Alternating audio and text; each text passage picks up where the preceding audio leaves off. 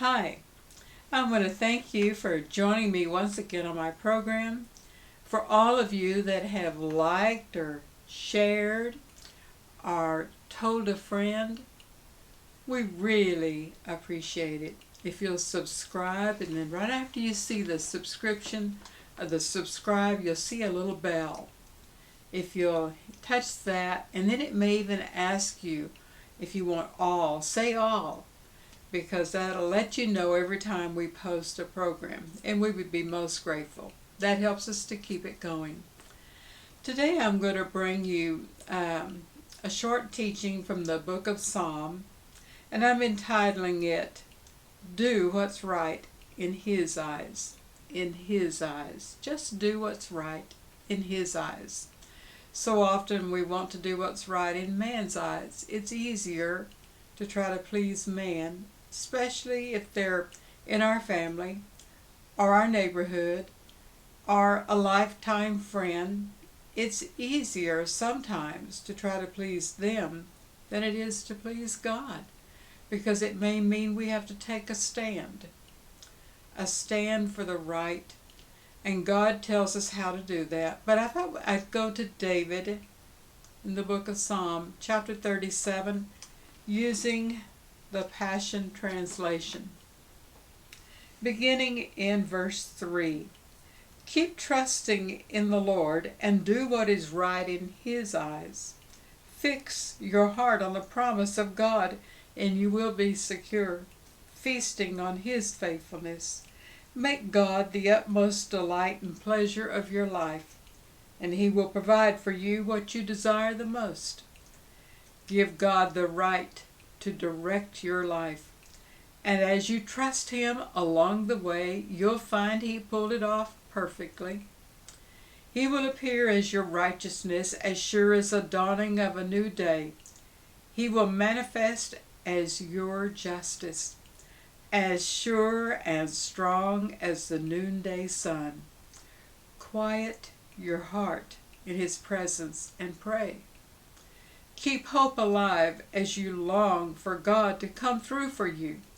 And don't think for a moment that the wicked in their prosperity are better off than you.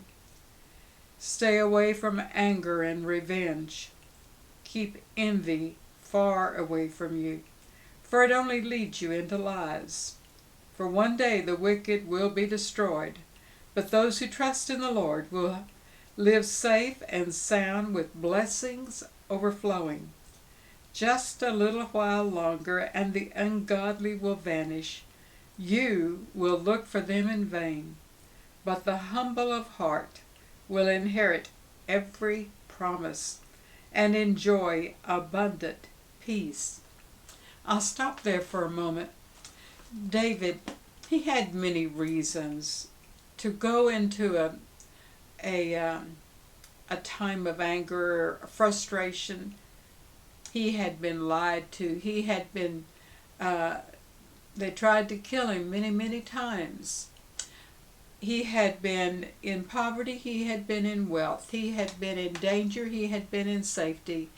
He, like Paul the Apostle and others, they had seen all sorts of life in their life.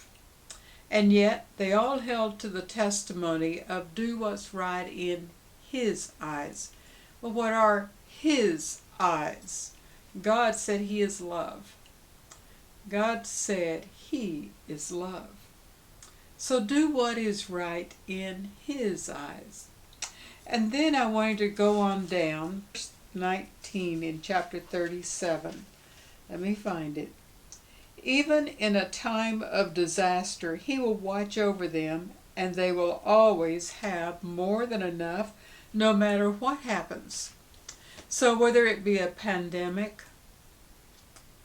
or a world conflict or a national conflict, whatever is going on, it said, even in a time of disaster, He, God, will watch over them, and they will always have more than enough no matter what happens.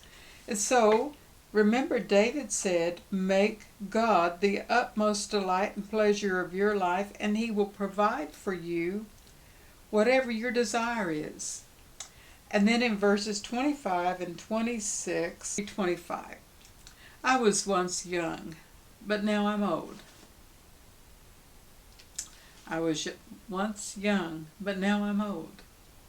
Not once have I found a lover of God forsaken by him, nor have any of their children gone hungry. Instead, he says, I've found the godly ones to be generous ones who give freely to others. Their children are blessed and become a blessing. You see, we can give a lot more than money. Money is the first thing you think of when you say, can you give? But can you give peace? Can you give good words of encouragement? Can you give a hug in a social distance? Yeah, you still can. You do it through your words. Can you give finances to those in need? Some of you can.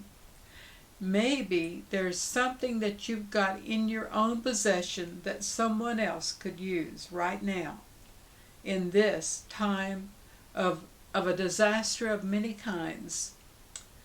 We as a people, God's children, need to be doing what's right in his eyes, helping our brothers and sisters, loving our brothers and sisters, creating an atmosphere that's like the Father. He said, thy kingdom come on earth. Thy will be done on earth as it is in heaven. If I ask you right now, what does heaven look like? Oh, it's glorious, it's peaceful, we're all healthy, we're all happy. Then he said, you let that peace begin to reign in your hearts now. That's our prayer. And so, I'm always talking about my prayer journal. I hope you've taken the time to write down a prayer for those who are experiencing the COVID-19, for those who have experienced job loss, for those who have experienced health issues, and for those who are going through a battle of watching this nation tear into itself.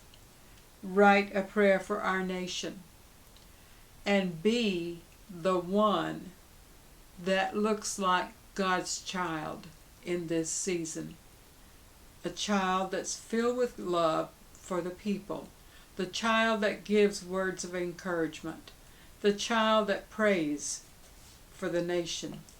The child that will loan and give to those in need. I encourage you today, be what we're supposed to look like in his eyes. Thank you once again for staying with me for another program. Keep sharing, liking, and telling a friend, and we'll keep posting. God bless you.